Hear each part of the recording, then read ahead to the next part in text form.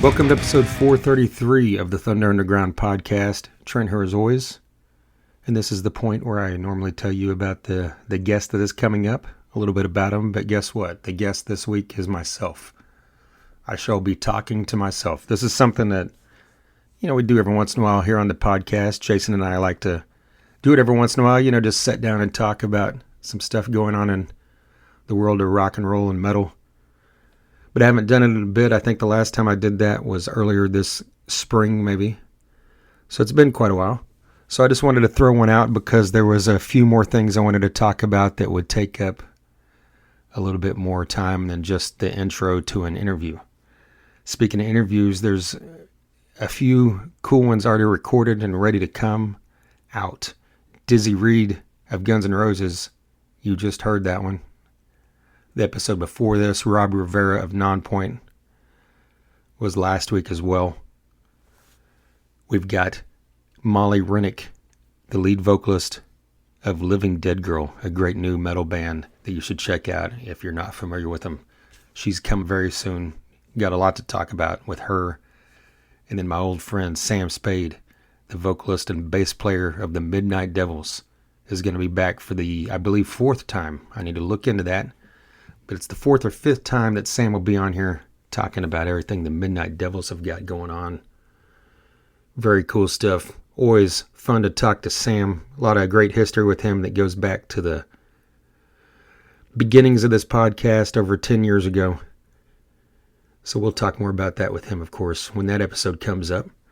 But this week I wanted to talk to you about a couple things. There's a couple obvious things that I haven't spoken about yet, which are the unfortunate losses of Brent Hines of Mastodon and David Roach of Junkyard. Talk a little bit about that. Going to do a Rocklahoma review as the best to my abilities, which means I'm going to tell you about the few bands that I did see while I was out there working. Going to talk a little bit about what John Bush has going on later this year, which is super exciting for Anthrax fans. Well, not all Anthrax fans. There have always been some division there, but I think at this point, I'll talk more about that when we get there. Probably a review, maybe, of some new music. And I feel like there was something else I wanted to bring up. Oh yeah, Bruce Dickinson talking about the Sphere, which is an interesting subject. That's something I've kind of wanted to talk to some artist about, but the Sphere, it's kind of hard. You can't really talk to you can talk to anybody you want about it, but I meant like artists that would have the opportunity to perform it, because there's, it's not like a normal venue where any artist can perform. There's tons of prep work that has to go in, of course, to the video aspect of this. Like, it has to be designed specifically for said artist, whatever they want to bring to the table with their visuals. And of course it has to be a bigger act, because the Sphere is just booking large acts, because they're bringing them in. Like I said, you put all this effort into the work that goes into this production. You're not going to do it for one show. It's got to be at least a residency of, a couple weeks probably, at the least, you would think. And, the big talk recently was that Metallica is rumored to play. A news site in Vegas mentioned this a month or two ago. And then members of Metallica since then have confirmed that it's in the talks. It just hasn't been officially announced. And that, that would be massive, of course. Metallica, anywhere they play, they're going to fill up, and that would just be a destination thing for a lot of Metallica fans. I'm just getting into this, so we're going to talk about this first. How about that? The subject at hand is that Bruce Dickinson of Iron Maiden was asked about it recently in an interview on Eddie Trunk, and Bruce Dickinson just basically flat out said, no, that is not Iron Maiden. Which is kind of, unique when you think about it, because Iron Maiden is very much the type of band that could do this. They could pull the crowd. I believe that people would travel, from around the world, because Iron Maiden is very much a band that happens on any tour they do. They have a huge contingency of diehard fans that follow this band around. The times I've seen Maiden over the past decade or so, several times, I've always been around people, down there in the pit that, this is their 112th show, or, they've seen Iron Maiden 7 times in the past 3 weeks, that kind of thing. Those, like the Grateful Dead of heavy metal without being a jam band, they just have, and, they're very unique in the fact that Iron Maiden plays the same set every single night. But if you go to 3 shows in a row, I feel like they feel different. I haven't done 3 shows in a row. I've done 2 in a short period of time.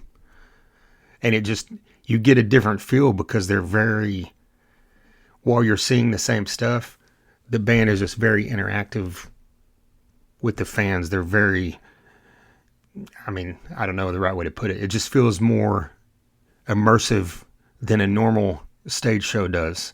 And that's exactly what Bruce was saying, that why he didn't think it would work, because, they have a personal relationship with the fans. Here, let me pull this quote back up. And he said, no, it's not Maiden. Maiden's about the relationship between the band and the audience and the show. While it's a show, it's an enhancement to what we do. The Sphere, as far as I can gather, I appreciate what you're saying about it being an all-encompassing this, that, and the other, but I think the band would be very uncomfortable with that idea. We just do a lot of stuff. We run around, we go around, and at the Sphere, what's the point? In fact, what's the point of even being there if you're in a band? And I dig that thought process, because when you see videos of a band at the Sphere, are you looking at the band? No, you're looking at all those, like I watched, U2 was the first, I believe the first band that played it, right? And so I watched tons of those videos, like I think a lot of people did, just to see what was going on inside that thing. And was I paying attention to Bono or Edge or Adam Clayton? No, I was paying attention to all the shit that was going on that screen. And if you're sitting in that stadium, if you're sitting in that building, I guarantee you're staring at that fucking screen, because it's just so much. It's so immersive. It's in your face. It's a cool experience. But do you want to pay $300 to quote unquote see a band when you're staring at a screen? But I know it's more for the experience, because I'm not saying I won't do it. I'm definitely going to go to the Sphere when I get a chance. I'm waiting for someone that I really want to see to pay for to do it. But at the same time, Bruce has a great point. That stage is just like a small, it's probably not small, but it looks small in the videos comparatively to that massive building and the band's down there. And unless you're like a GA ticket on the floor, near the stage, I think your focus is always going to be on that screen. And yeah, a lot of times the band's going to be shown on the screen, but the point of that Sphere screen is to show you all these enhancement visuals that Iron Maiden does not need, right? Metallica doesn't need. A lot of these bands don't need. It's just a different, unique experience. I would be totally happy to see Maiden at the Sphere, but I'm totally cool with their stance on it as well. So, anyway, I made a reel about that a couple weeks ago, posted it, asked what people's thoughts were, and the majority of the comments were, I think from Iron Maiden fans, but most of them were agreeing with Bruce. And there were a few saying, I would still love to see him there. So that's where I kind of fall. I would love to see it, but it doesn't bother me that they don't want to do it. I think that's cool that they're standing on that, where everybody else, a lot of bands would be like, yeah, absolutely. But a lot of bands don't have the fan base, don't have the, relevancy to be able to tour this world repeatedly. Any corner of this world, people are going to show up and fill up an arena or a stadium to see Iron Maiden. That's never not been a case outside of maybe the Blaze Bayley years. And I don't know. I haven't looked back. Maybe they were probably still, I'm sure they were still drawing huge crowds during that period outside of America. Since America's always been fickle about rock and metal. But, that's a subject for another day. But anyway, if you're listening to this, drop in the comments if you have been to the Sphere, if you've seen any of the bands there. I almost went to see Dead & Co. when I was in Vegas last year working out at EDC with a couple friends that were working with me, but at the timing didn't time out because I'd seen tickets that weren't outrageous. They were $100-something, but I kind of kept thinking about it. I'm like, I think the Dead is fine. I've seen Dead & Co. It's great. It's great musicianship, but it's not what I'm into super heavy, like I am rock and metal. So I just really want to save that experience for a band like Metallica or any other rock band that would do this.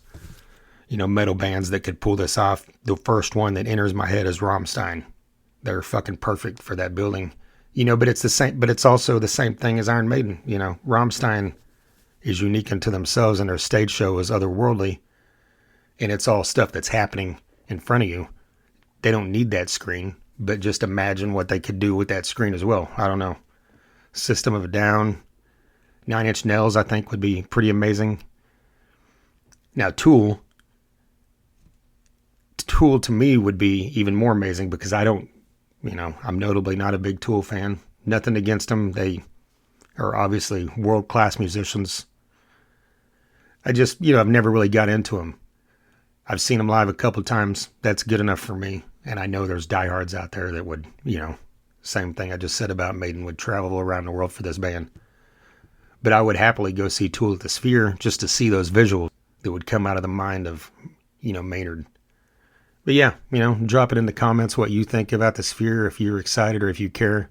I don't need a debate about the price. We all know it's going to be expensive, but it's not as expensive as I see people making it like, oh, it's going to be thousands of dollars a ticket. It's like every time I look at it, sure, there's tickets that are $500, $700, but they're like the seats that are dead center in like the perfect viewing spot or something. You can get decent seats I've seen for $100 to $200 on some of these shows, but anyway, there's also going to be a Wizard of Oz interactive kind of thing where there's like, the 5D thing where there's like wind blowing and water flying during the tornadoes and like the monkeys are flying around inside the building, I think, along with the visuals. So that would be pretty insane to see as well. But hey, that's not music. So let's get back to music.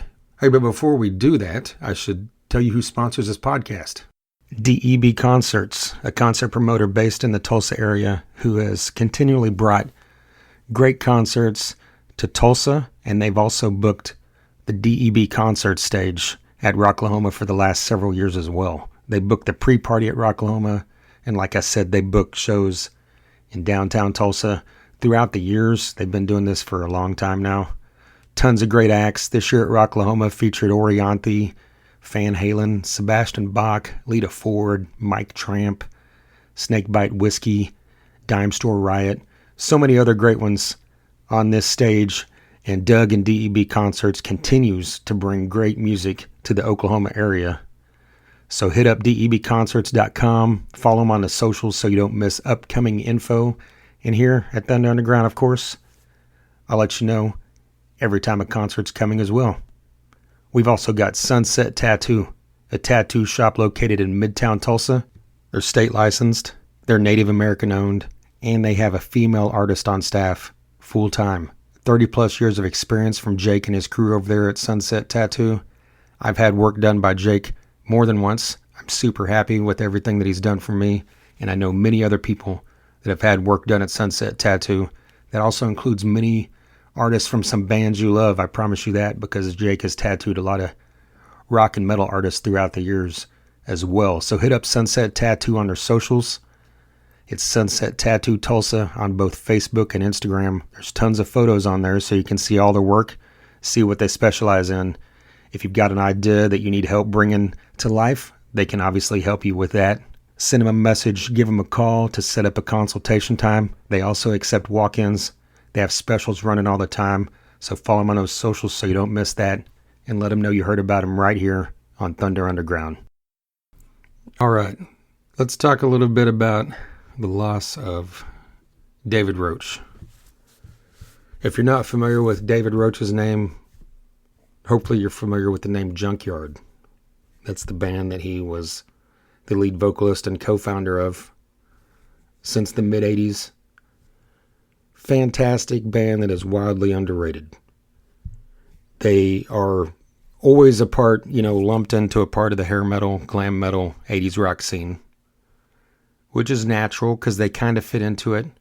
But they're also the type of band that if they had come out in any other era, they would have worked as well, which is beautiful. It's a kind of like Tesla or Ugly Kid Joe, in my opinion, where it's like they're part of that era, but you could put them in other eras, and if that's where they debuted, it would work because they have a sound that is rock, is punk, is melodic.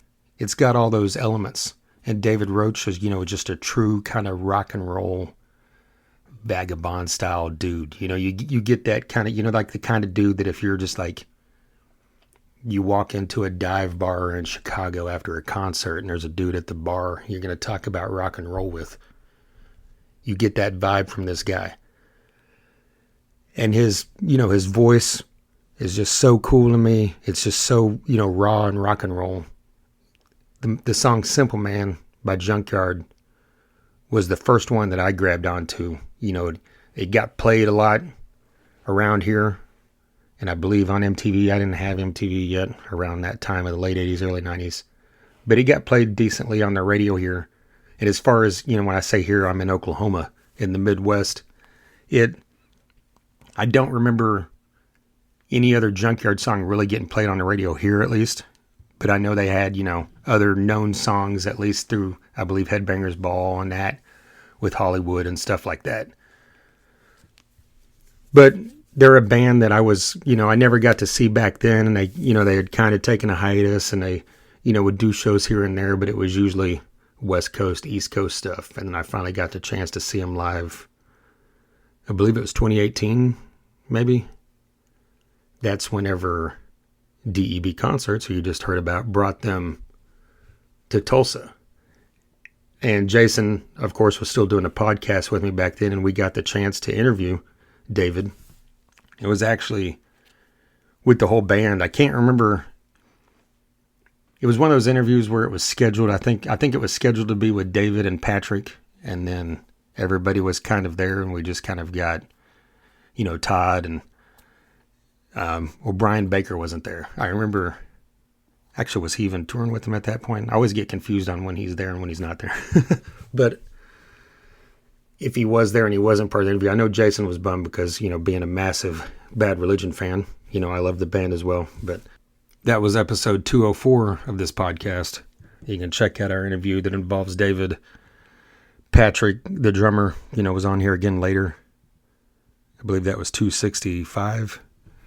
Yeah, just look up both those, fun conversations with the dudes from Junkyard, and kind of what I hold the most valuable as a fan, was that night after the show, we interviewed Junkyard pre-show.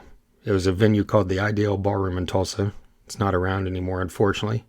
I've lamented that fact several times over the past, maybe three or 4 years since it's been gone. Tom Green, who has been a friend for quite a while, ran that place and worked with Doug to bring lots of great shows to there. But anyway, after the show that night, it was with LA Guns, I believe. I'm thinking that's the right show.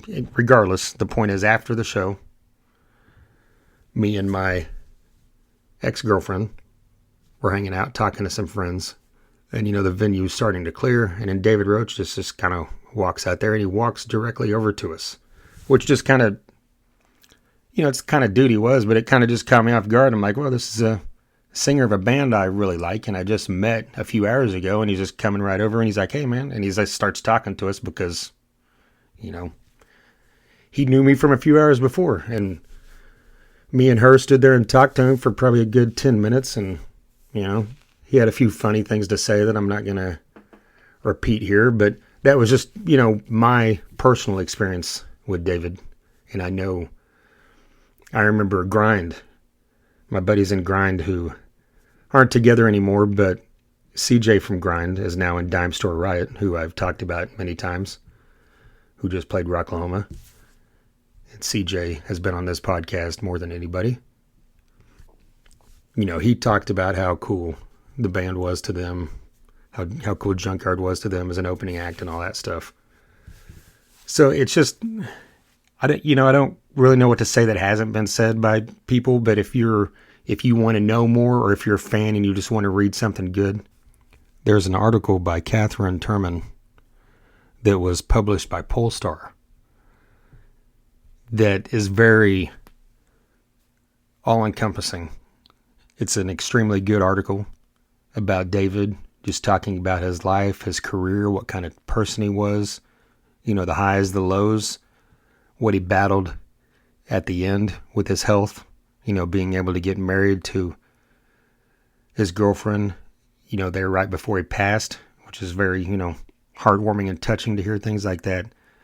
But yeah, just, Google Junkyard David Roach, Catherine Turman, and you'll find it. It's called A Rock and Roll Requiem for Junkyard's beloved, complex, simple man. But yeah, man, Simple Man, such a great song. And yeah, check out High Water as well. It's the most recent album that Junkyard put out here a few years ago. I believe it's 2018, maybe. Great stuff on there. They're the type of band that we all of us fans wish they would have had more music throughout the past, 40 years, but we can't complain about what we do have because it's all great rock and roll. So rest in peace to David Roach. And of course, the rock and roll sadness doesn't end there. We lost Brent Hinds recently as well. A huge loss to the heavy metal world, in my opinion. Brent Hinds, what can you say? If you're listening to this, you know who Brent Hinds is, I'm sure. Even if you don't follow Mastodon religiously at all. He was one of those rare, true rock stars of the modern times. Everybody complains about how, there's no real rock stars anymore. There's, it's not like it was in the 70s, 80s, 90s. Which is true for the, the most part. I mean, there's bona fide rock stars out there. I mean, you're dense if you don't think Corey Taylor or Dave Grohl is a bona fide rock star, even if they're not out there doing rock star style shit. Well, I guess Dave Grohl kind of was, but not really. I mean, he was just doing what a lot of idiots do and cheated on his wife. But anyway, Brent Hinds kind of enveloped that rock star image, that ideal of like eccentric, you didn't know what you're going to get type thing. I didn't know the guy personally. I never met him. I know people that worked with him, that were friends with him. I heard great stories throughout the years, both good and bad. And all of us have. You've seen reported stories of good and bad. The guy struggled a lot, but the guy was also a fantastic guitarist with an amazing mind. That whole band, is unique in itself, that, you've got 4 individuals that are songwriters, that are vocalists. There's very few bands in history that have 4 guys like that are truly unique amongst themselves, that are all vocalists. The big ones, of course, being the Beatles and Kiss. But even those, were really dominant on 2 guys. But all 4 did it. There's been other bands throughout the years, but Mastodon was, as well, it was kind of dominant on Brent and Troy. But Bran and Bill both wrote songs and both had their songs as well. They sang as well. And Brent was a very unique, and you could hear a song, and obviously, you could tell the voice if you're a fan. In some of those songs, you could tell that he was the writer if you're a fan. Just such a unique band that, when they first came out, I listened to them and thought they were cool, but they didn't immediately grab me. But within a few albums, I really started liking them. And over the past decade or so, I really delved into them. Very happy that I got the chance to see Brent with Mastodon a few times. And, it was unfortunate the way his life kind of ended. He had beaten demons throughout his life, but then he was always, like a lot of people that struggle with that, it comes and goes. And you got to celebrate the times that they were able to overcome that. And Brent, at the end, his marriage had dissolved within the past year. His band had obviously not dissolved, but pushed him out earlier this year. And then, of course, he had been in a kind of a war of words in the media. It was more on his side. The band responded a couple of times, but I saw way more talk coming from him than them. But of course, the man was going through something, and he was, even if he was probably relieved and happy to be away from it for the time being, he was still angry, I'm sure, that they pushed him out of a band that he founded along with them. And their responses after he passed pretty much showed, that this truly was like brothers, and I mean anyone that's in a relationship, it doesn't matter if it's your best friend or your brother, your sister, whoever, if you're side by side with them on tour for months at a time over the past 25 years, of course you're going to get annoyed as shit by someone. It doesn't matter who it is. So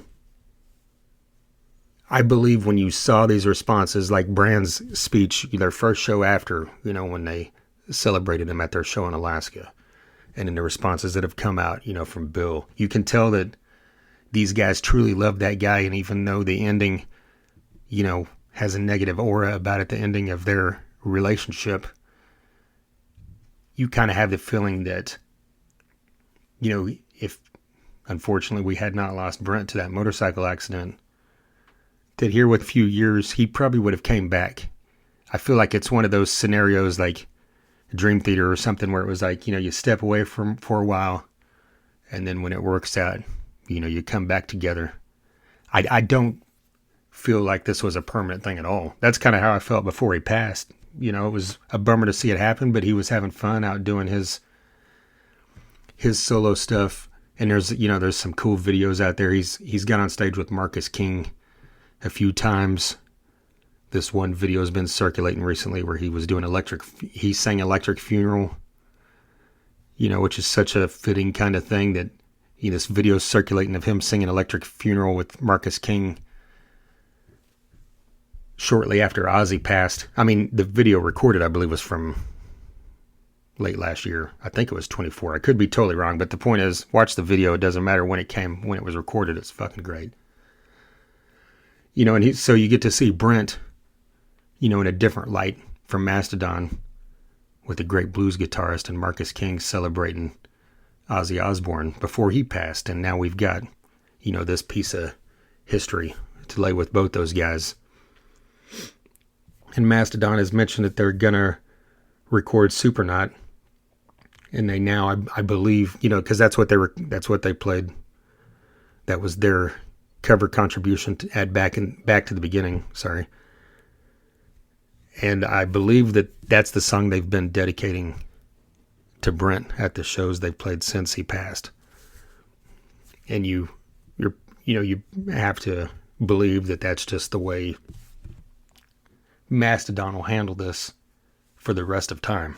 I kind of have that. I could be wrong, but I have that feeling because there's some bands that have done that. I mean, Pantera does it every night. I know that's a different, situation. They came back and they're celebrating two guys that are gone. We're not getting into that conversation. I know some of you are butthurt about that. I'm one of the people that is not. So, but I'm willing to have that conversation with you. Yeah. But like, say for instance, Slaughter. I know Slaughter is a totally different world than Mastodon, but I don't know if they still do, but there were so many times I saw Slaughter like 15 years, 20 years after Tim Kelly, the guitarist, back in their heyday, had passed away, and they dedicate Flight of the Angels to him every single night, and this was 15, 20 years later. Mark Slaughter was still celebrating his friend, that he started that band with. And I've seen it with other artists. I believe that the Foo Fighters, of course, that's more recent, but they were doing that at all their shows, celebrating Taylor at some point. I saw the Scorpions, and every night during Mickey D's solo, he was celebrating Lemmy, of course, being a 30 plus year member of Motorhead. Mickey D, of course, celebrating his friend, the iconic Lemmy. But all that's beside the point. I just expect Mastodon to just carry the legacy of this man forever, as they should.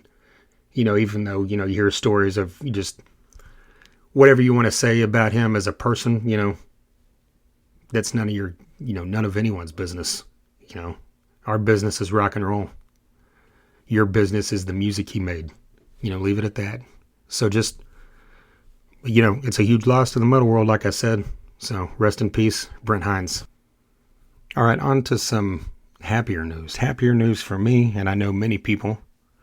I know it's kind of a niche area in the metal world. But one of my favorite singers of all time is John Bush. If you're not familiar with that name singularly, you should be familiar with his bands. He was the lead vocalist and one of the co-founders of the band Armored Saint. While he was in Armored Saint, Metallica attempted to get him to join Metallica as the singer.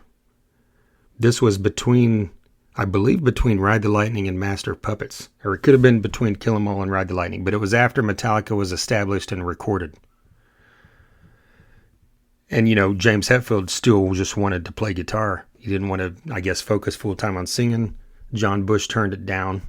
And then, of course, the rest is history. And Hetfield, of course, embraced that role and ran with it. And you can't imagine Metallica any other way, right?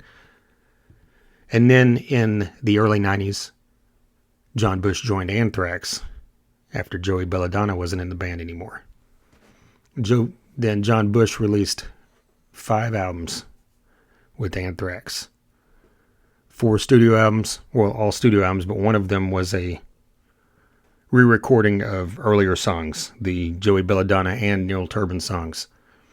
Great, it's fantastic to hear Bush sing those because he was singing them live for well over a decade before that album came out. But they had Sound of White Noise, which was probably the first one, which is probably the most successful. They've got Stomp 442, Volume 8, The Threat is Real, and We've Come For You All was the last studio album of original music with John Bush. And then they later released a greatest hits that had a song called Ball of Confusion, where both him and Joey Belladonna are singing on, which is very cool. The song called Ball of Confusion, of course, it's a remake of the 70s classic. John Bush later came back to Anthrax when they needed help. Basically, there was a point where they had a guy named Dan Nelson singing, and then they kicked him out, and John Bush kind of stepped in to help, I guess, finish, dates they had already scheduled at that point.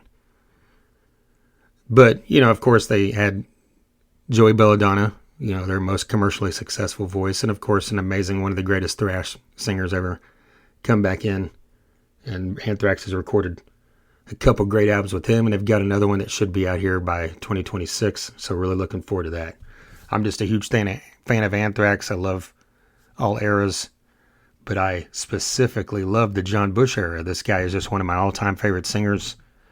His range is great. When he sang, his voice is nothing like Joey Belladonna, but when he sings those songs, it just sounds so great, as much as it did when he sang his era songs. And since he's been gone, of course, every interview he would do, someone would bring up about, wouldn't it be cool if Anthrax and got you and Joey singing? Or wouldn't it be cool if, you got back with Anthrax for a show? Or just, there's always something about that, and he was always diplomatic about it, cool about it. And people would always ask, why don't you play some of these songs? Why don't you do some solo shows? And he was always like, yeah, maybe one day. And for the past 5 to 10 years, there's always a news story, maybe a couple times a year, where it's like John Bush says that, he's considering doing shows celebrating that era of Anthrax. And well, it finally happened. This got announced maybe a month or 2 ago that he's doing 3 shows. So if you're a fan and you're a geek about it like me and you've been waiting for this, you got to hope that you can travel if you're not in one of those 3 cities. And of course, the 3 cities are New York, LA, and Chicago.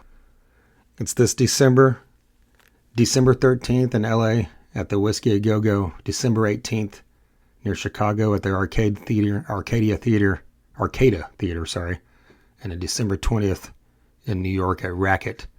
John Bush celebrating the songs of Anthrax, 93 to 2003.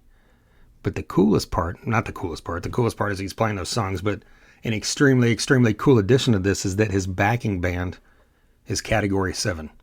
And Category 7 is a side project kind of metal supergroup that John Bush started a couple years ago. Their debut album came out last year. One of my favorite albums of the year last year. You got to check that out if you have not.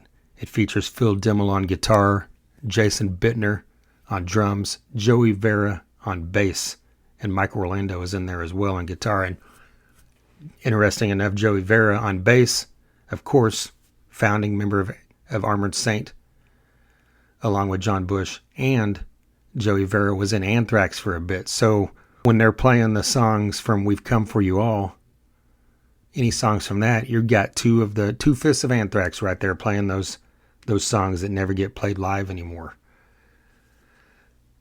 But yeah, I mean, if that's a whole era of music that you never listened to and you love groove metal, my God. It's like Anthrax, still had those thrash elements, but they kind of embraced the groove elements that bands like Pantera and White Zombie had really pushed to the forefront of metal in the early 90s.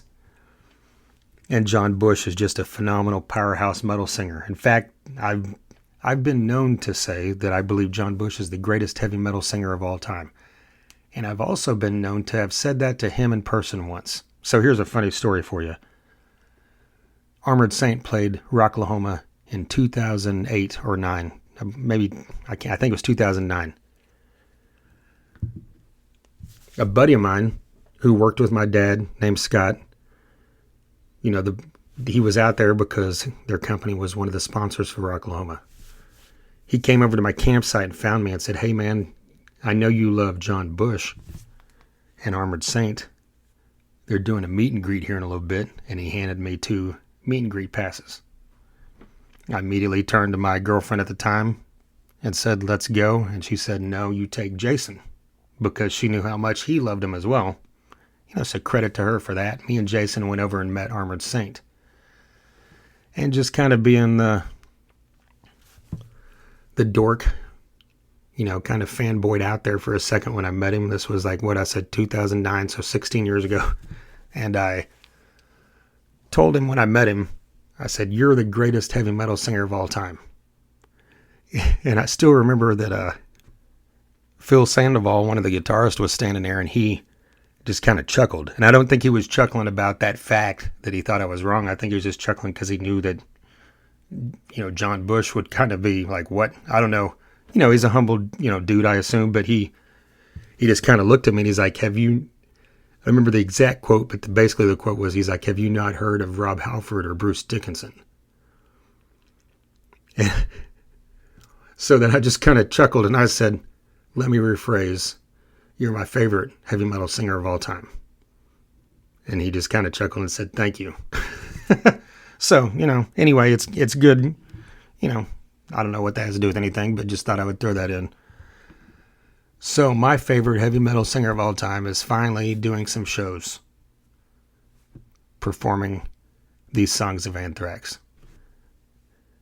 Unfortunately for me, these shows, the Chicago one would be the one I would make it to, but it's right at the time that I believe I will be out of country in Saudi Arabia. I don't know, but that's where I've been the last 3 years working a gig.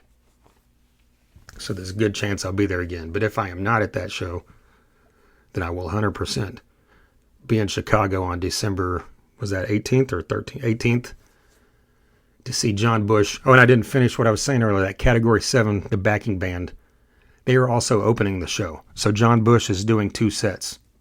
Opening the show with the songs of Category 7, and the headline set is John Bush, the same band with Category 7, playing these songs of Anthrax. And if there's anyone that's going to get up there and crunch out those fucking massive riffs that Scott Ian is known for, Phil Dimmel can do this no problem. Phil Dimmel is one of the greatest heavy metal guitarists of the 21st century, in my opinion.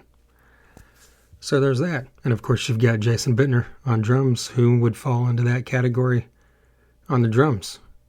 One of the best of the modern era of metal as well. So if you get a chance to check out one of these John Bush shows, I'd do it, because I sure as hell hope that I will get the chance to, and I hope that maybe the success of these 3 shows pushes John Bush into doing more of this in 2026. So that way I would definitely have a chance to see this. All right, so when I kicked this episode off, I spoke about Bruce Dickinson. So wrapping this back around to Bruce Dickinson, I just saw him live solo the other day. That is a statement that I never really thought I would be able to make. So that's why I'm kicking this off. I'm going to talk a short bit about Rocklahoma. I don't do Rocklahoma reviews anymore. This podcast has been around since 2015.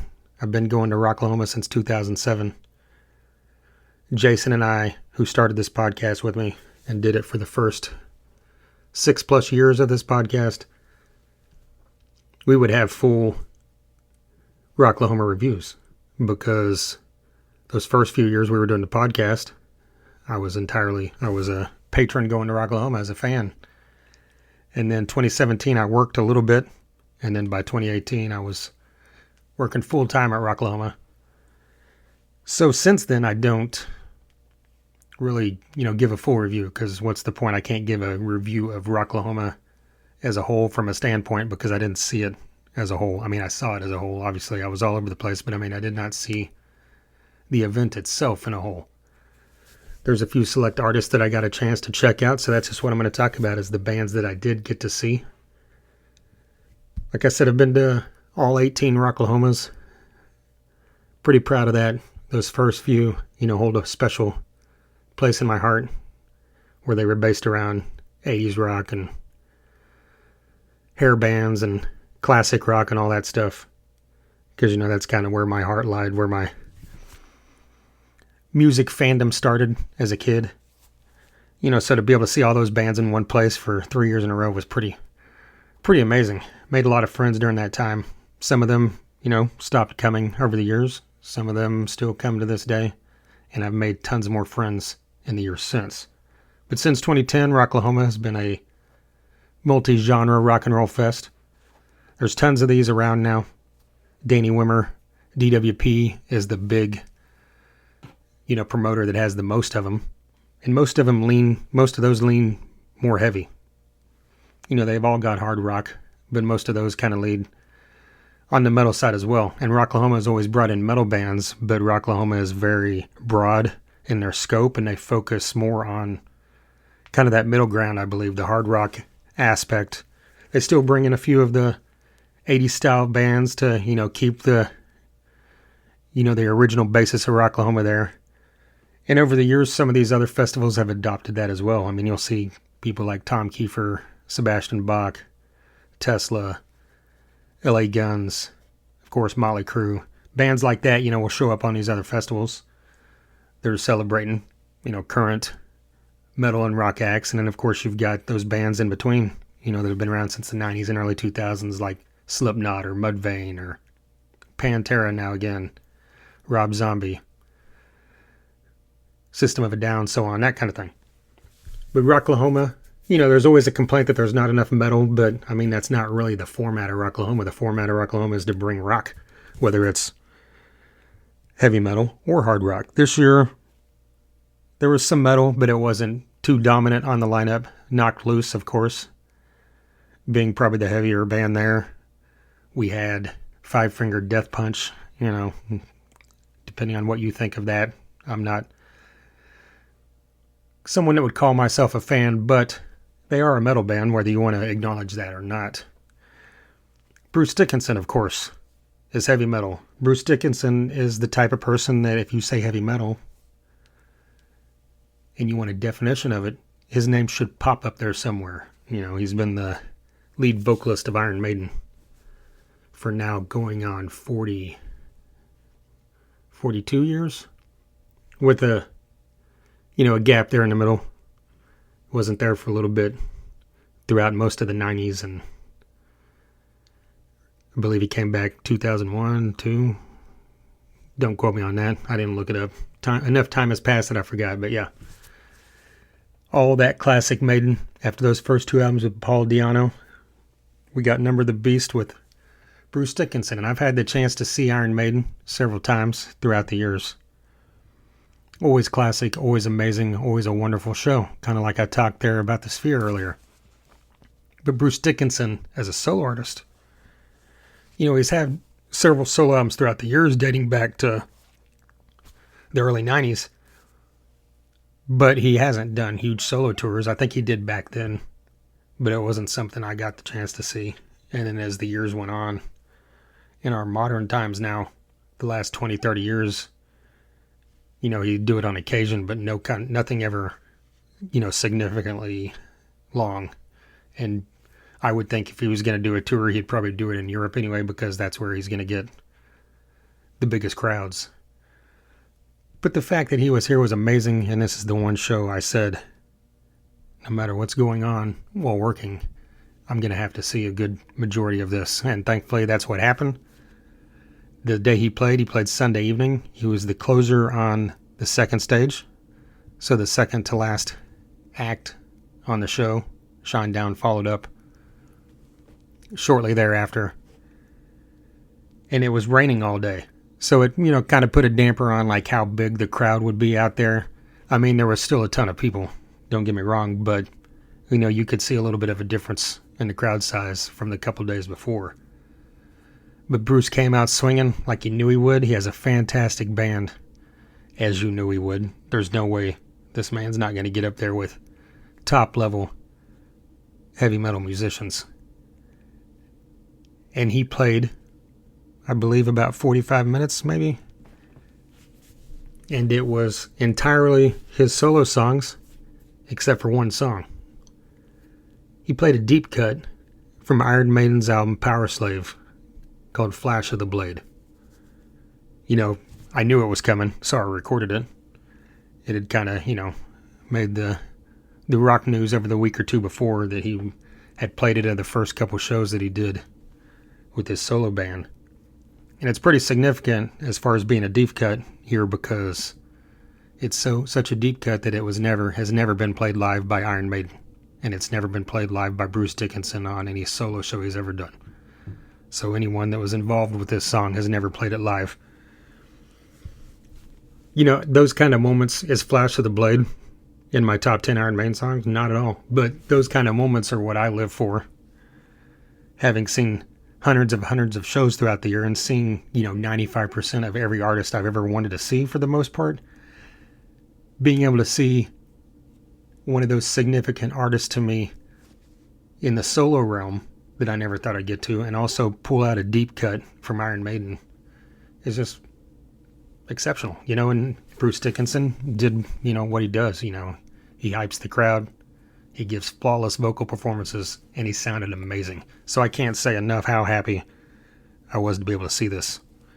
So if you get the chance, if you're out there on any of those dates he does, give it a go, because it's kind of like that John Bush thing I just talked about. You're not going to get this kind of chance that often.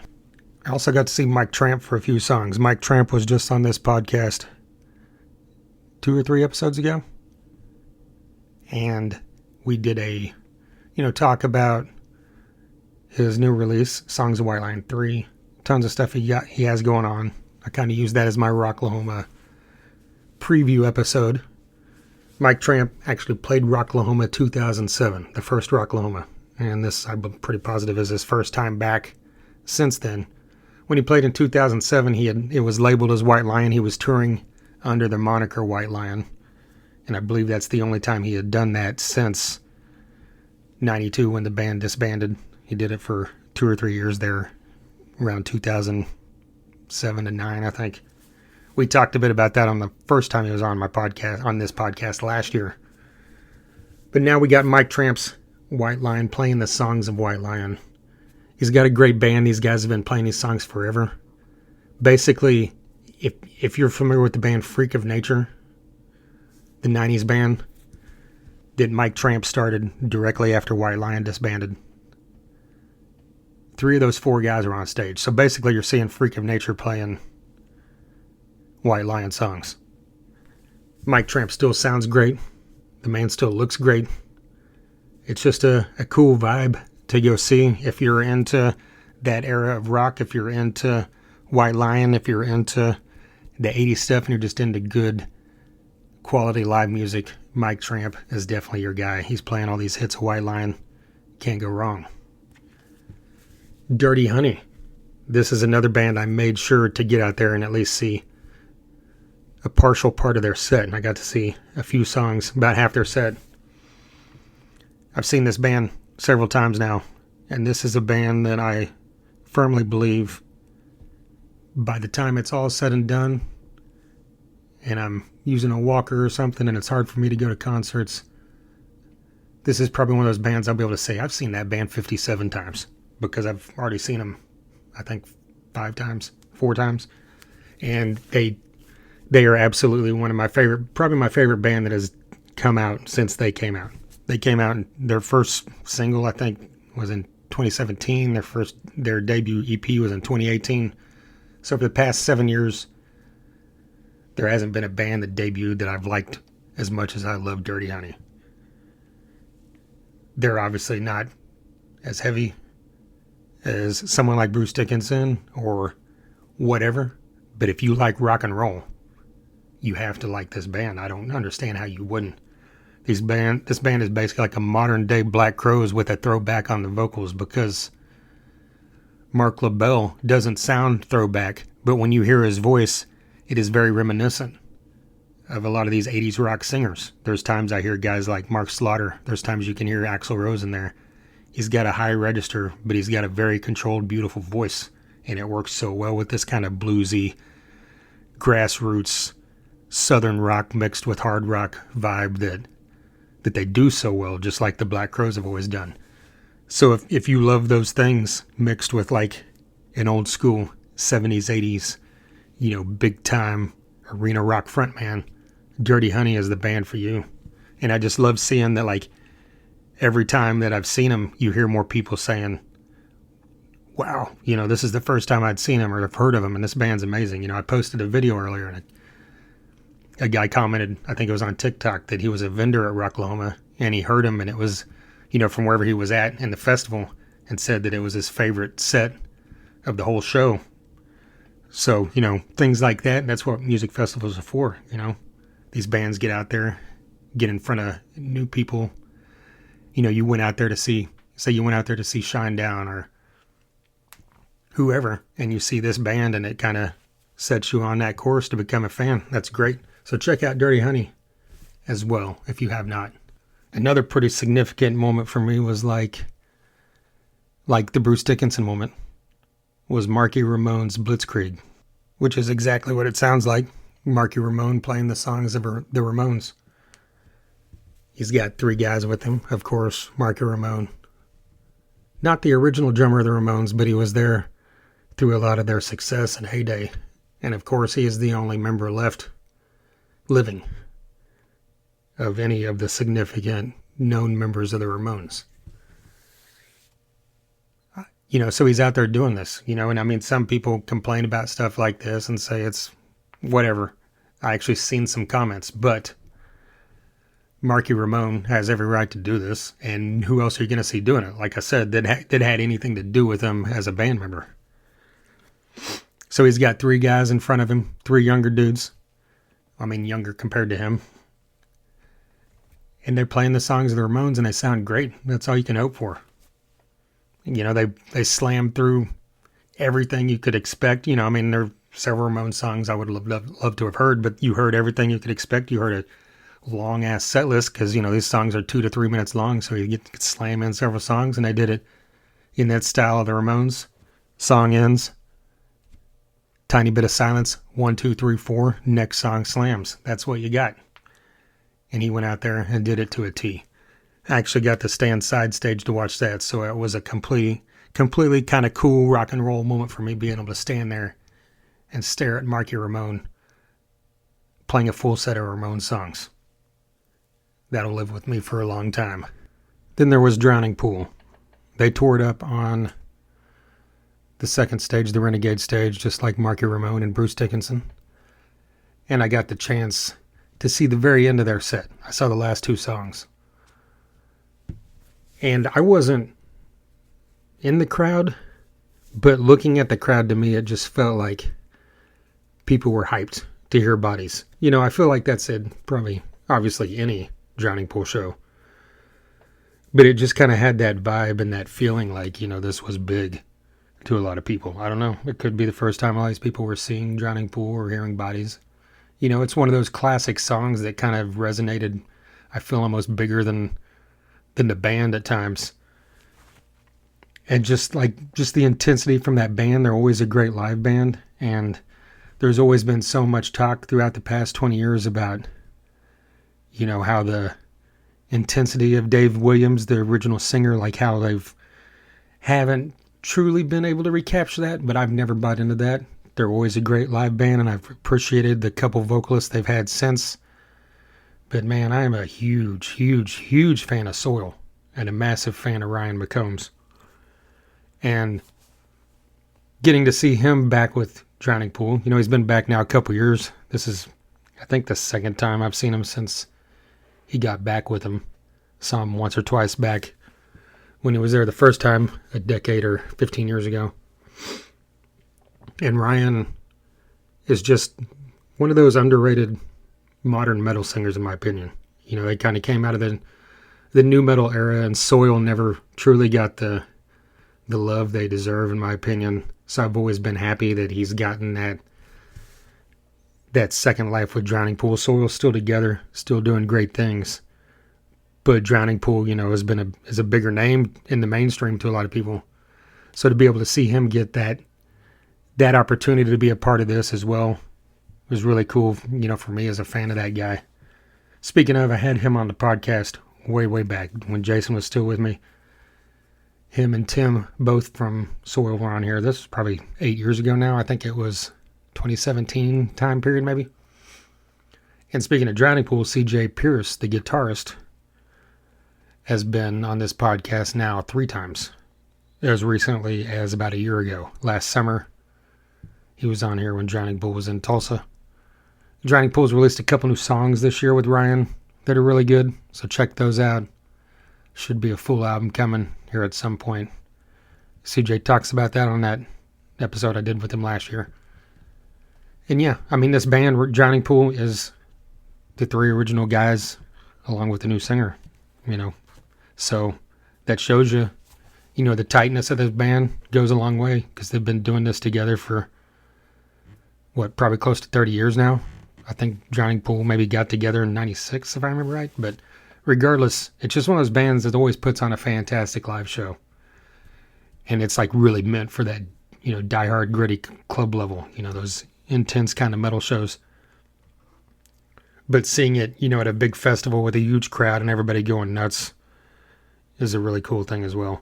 I shot a video of it from the side of the stage.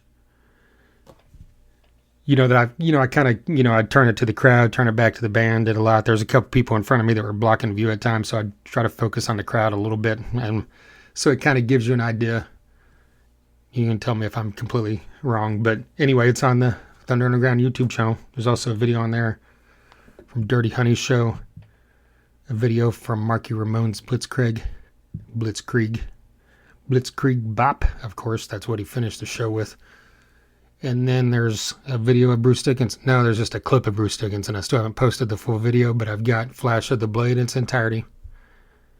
I feel like I've got something else, another live thing from Rocklahoma that I need to post. But anyway, also Orianthi is another one I got the chance to see a couple songs of. I really wanted to just because I never have, so I made sure to get over there. And it was actually more hard rock heavy than I thought it would be because, the studio music I've heard from Orianthi throughout the years doesn't really lead on the heavy side, but she's got a great bluesy sound to her guitar tone. She, of course, is most well known as being Alice Cooper's guitarist. She was the predecessor to Nita Strauss. And she, sounded great. Very cool to see her. Very awesome guitarist. And then, shortly after that, Alice Cooper hit the stage on the Renegade stage. I've seen Alice Cooper a few times. I was hoping to see all of it, but I only got to see 2 or 3 songs. I got a video of him playing Poison, his classic hit from the late 80s, from the Trash album, that I need to post very soon. But yeah, Alice Cooper is 78 now? 76? Mid-70s, mid-late 70s, and he still sounds great. His live shows are still fantastic. This is just one of those kind of ageless wonders. He's got a classic rock and roll, hard rock voice, and he's maintained that for his entire career. He's got a new album with the original Alice Cooper band back together for the first time in 50 years, or over 50 years, which is crazy. He's continually put out new music, unlike a lot of kind of legacy artists like that. And his new music is always quality. His albums are always solid. There's never filler. So be sure to look into Alice Cooper if you're just one of those people that have slid through life knowing him for No More Mr. Nice Guy. and, school's out or something. So, yeah, super happy to be able to see the mighty Vincent Alice Cooper once again. There are several other artist bands on the bill, of course, that I was hoping to get the chance to see, but there's a few that I was at a place where I could hear them very clearly, like the audio from the stage was very clear to me. I didn't see it at all. I was either, outside the venue, near a stage or something. So I heard some of Dorothy. Dorothy is an artist I've still yet to see live. Absolutely love everything I've heard from Dorothy since she debuted. That first album, great. She's shifted her sound a bit to a heavier vibe over the last several years. She's making great music. Heard a couple songs from a distance. Sounded fantastic live, so hopefully I can see her live one day. I heard some Breaking Benjamin from a distance. That's a band I've seen live a few times. They're a quality band. Actually seeing them live is what made me like them. Not that I ever disliked them, but they're one of those bands that I, early on, 20 years ago, when I heard their songs on the radio, I thought, that's cool. But I didn't, rush out and become a fan. And then one day I saw them live, probably 10 years ago now. And at that point, I'm like, okay, this is great. I get this. And since then, I've paid attention to everything they've done. Seen him a few more times. Keith Wallen, the guitarist, he's been the guitarist now since 13 or so, when the band came back after their hiatus. When Ben came back with a full new lineup, Keith Wallen's been the guitarist, and he's been on this podcast now twice. He was on here just a few months ago, back in late spring, maybe May. Fun interviews with him. The interview from 2024 with him is really good. One of my favorite interviews of the last 2 or 3 years. So check that out if you're a fan of Breaking Ben. I heard 3 Days Grace from a distance. A couple songs sounded pretty good. I heard a lot of people claiming them as their highlight of the week, so that's really cool to hear. They've got their original singer back on stage with the dude that replaced him. I forget. I know Adam Gontier is the original singer. I can't remember the dude's name that replaced him. But anyway, it's cool to see something like that, because that's something that, a lot of people always, have these dream scenarios about, if you love a band that has had more than one vocalist throughout the years. It's always been said, by me or whoever, I've said that a lot about Anthrax. How cool would that be? There's other bands like Van Halen obviously would have been cool if it had been done right, but that would have had to been done probably in the 90s or something for it to sound good, with the David Lee Roth part of it is what I'm saying. But anyway, that's a story for another day. But they're, in Halloween, as a band. Of course, one of the most famous power metal bands of all time. Even if you don't listen to them, I'm sure you've heard the name Halloween. They've been doing that now for the past 7 or 8 years. They have all 3 of their vocalists as part of the full-time lineup now, touring. Their first debut album, the vocalist is back in the band. He's the guitarist. The guy that took over on the second album and is their kind of classic singer through their classic lineups, or their classic albums, Michael Kiske, he was on this podcast just a few weeks ago. That was fucking cool as hell. And then the guy, Andy, that replaced him in the late 90s and has been there ever since, is still in the band. So they're playing all this stuff as a kind of a cool, swirling kind of lineup. Sometimes they sing together, sometimes they sing separate. Anyway, that's as tangent as hell. That's to tell you, that's what 3 Days Grace is doing, and they're excelling at it. People love it. Tom Morello is another one that I've never been a diehard fan, and I've always appreciated Tom Morello for his musical, mind, his intelligence, his IQ when it comes to his knowledge of music, because he is like a historian in that sense, and that's not bullshit. You can hear this guy talk. He curated the whole Back to the Beginning Ozzy Sabbath show. He brought all those acts together. He's done stuff with the Rock and Roll Hall of Fame. He's kind of a go-to guy on that stuff, and it makes sense. You don't have to like him and his politics. You don't have to like Rage. You don't have to like Audioslave. But I mean, you can't deny that. You can try, but you'd be wrong. My point here, though, the music, is that, his set was really cool. I saw Tom Morello solo about 17, 18 years ago. It was like 2008 or 9, I think, maybe. And it was an acoustic. It was the Watchman thing that he was doing back then. And when I saw him then, he brought out Slash. This was in a tiny club.